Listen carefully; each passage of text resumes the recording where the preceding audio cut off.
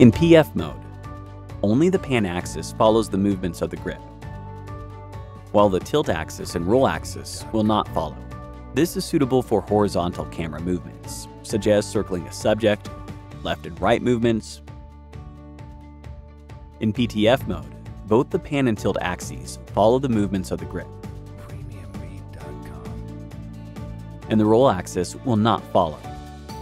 This is suitable for shooting diagonally. In FPV mode, all three axes follow the movements of the grip.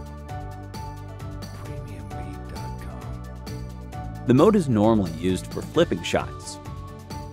In custom mode, you can manually set any axis to follow. When in 3D Roll 360, the gimbal will tilt 90 degrees and the camera will face straight upward.